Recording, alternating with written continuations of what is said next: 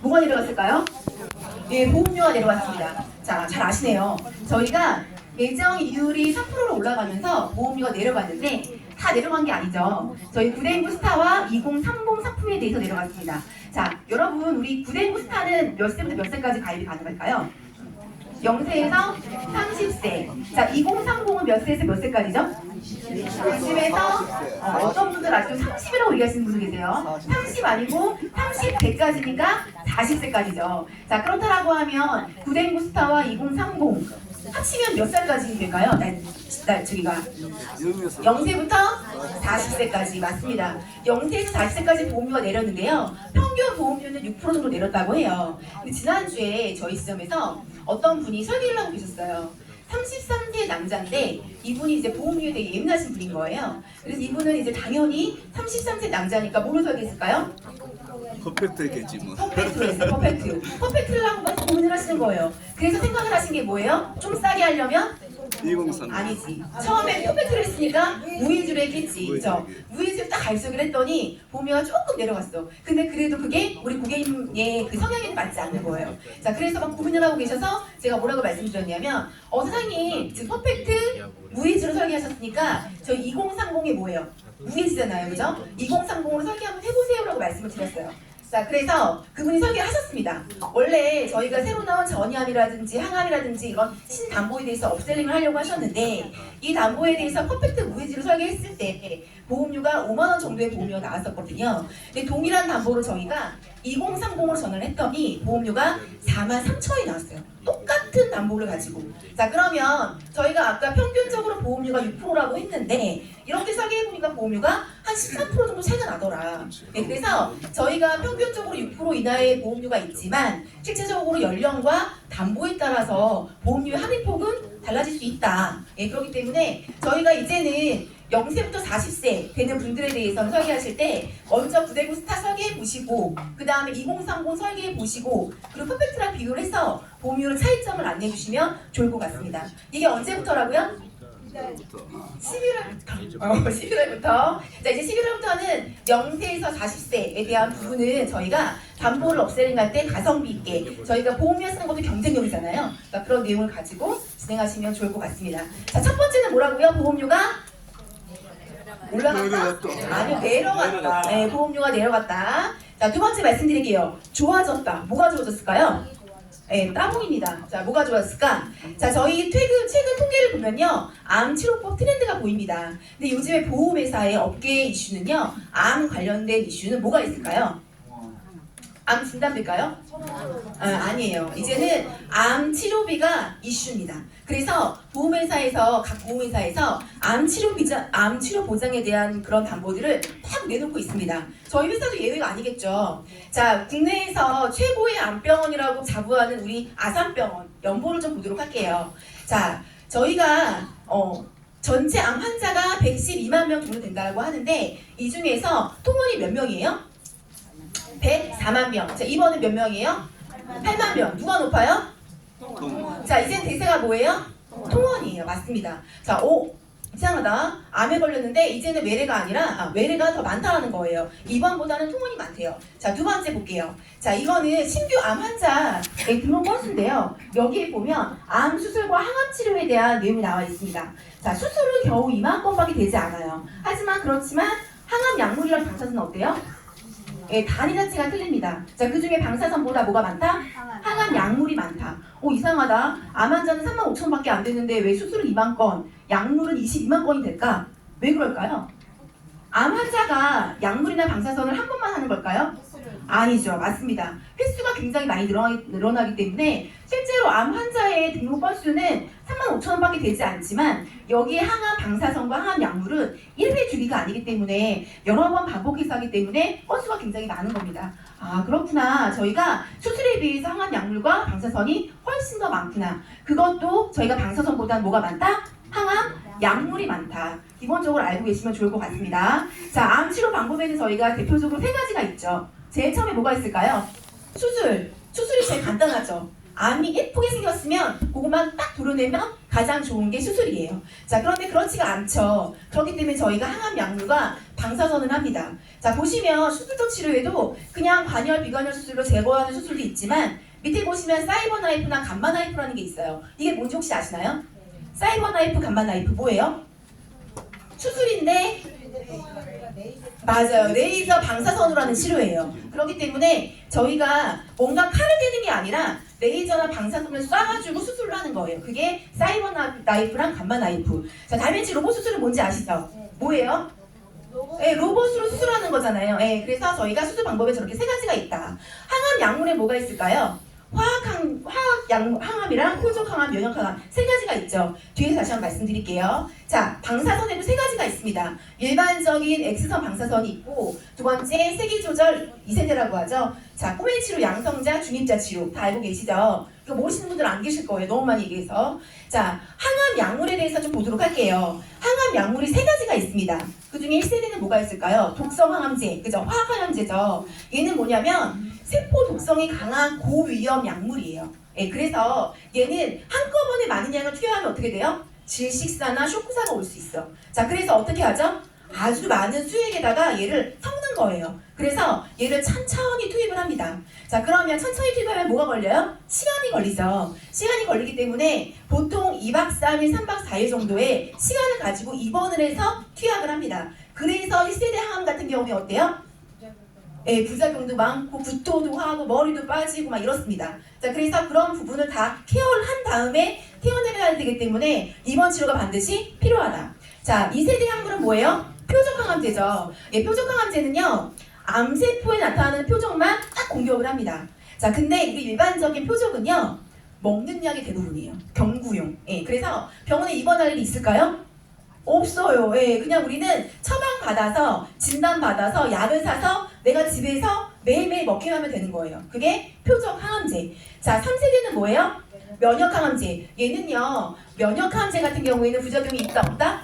거의 없다. 아니, 거의 없다. 자, 그래서 얘는 우리 1세대 항암처럼 천천히 맞는 게 아니라 바로 많이 맞아도 돼요. 그래서 1세대 같은 경우에는 1리터나 이렇게 막 아주 많은 양의 수액을 섞어야겠지만 얘는 그렇지 않아요. 얘는 100리터의 작은 양으로 이 면역 항암제를 섞어서 투여를 하면 바로바로 그 세포를 죽일 수 있는 그런 장점이 있는 약입니다. 자, 그럼 얘도 시간이 30분밖에 걸리지 않는데요. 자, 그럼 얘도 입원이 필요할까요?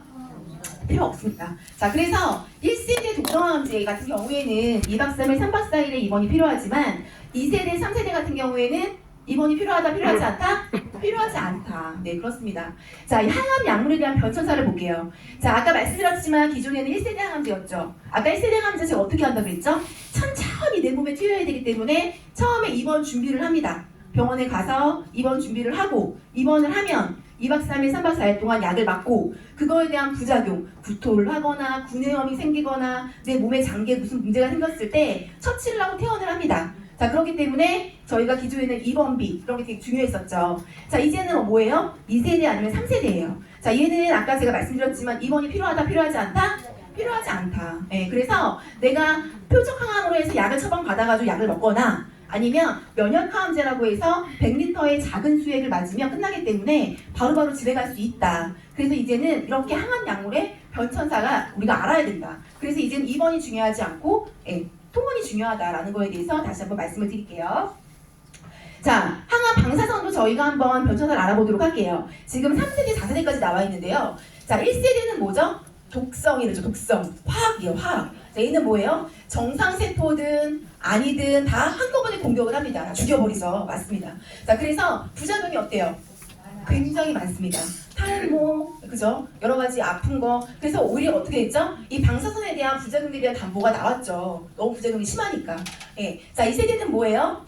예, 얘는 방사선인데요. 세기조절 방사선이에요. 얘도 정상세포를 좀 건드리기는 해요. 완전히 안 건드릴 수는 없어. 하지만 조금 건드리지만 그래도 부작용이 적다. 자, 3세대. 우리 꿈의 치료라고 하죠. 꿈의 치료, 중입자 치료. 자, 얘는 뭐예요? 딱 걔만 타격하는 거죠. 그 걔만 죽이기 때문에 저희가 가장 좋은 게 3세대. 얘는 부작용이 거의 없다라고 보시면 됩니다. 자, 그래서 기존에 저희가 1세대와 2세대, 3세대를 봤을 때 시간과 기간에 대한 차이가 분명히 있다. 치료 기간과 치료 시간. 자, 보시면 저희가 치료 시간 같은 경우에는 어때요? 치료 기간은 내가 준비를 해서 입원을 해서 치료를 받은 다음에 내가 여러 가지 부작용들이 있는지 체크를 한 다음에 그다음에 퇴원을 했었죠. 그렇기 때문에 기간이 길다. 그래서 내가 이렇게 방사선을 맞게 되면 바로바로 내가 일상생활에 투입이 가능하다, 안 가능하다? 안 가능하다. 왜? 내가 회복할 수 있는 시간이 필요하기 때문에. 자, 그리고 얘는 6개월에서 1년 동안 평균 25회 정도를 치료받는다고 해요. 그러니까 굉장히 많은 시간을 들여야 되는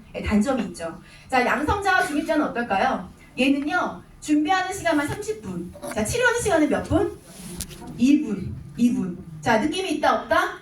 전혀 아프지 않다. 네, 그래서 굉장히 저희가 꿈의 치료라고 할 수 있는 게 저희가 2, 3세대 방사선이다. 자, 얘는요, 이렇게 좋은 만큼 치료 시간도 길지 않습니다. 치료 기간도 길지 않아요. 몇 주 동안에 잠깐만 보면 되기 때문에 굉장히 우리한테 좋은 치료 방법이다라고 알 수 있습니다. 자, 여러분 이 기사 혹시 보신 적 있나요? 이 기사가 뭐냐면요. 자, 글로벌 의약품 시장에 2027년도에는 1조 9천억 달러까지 간대요.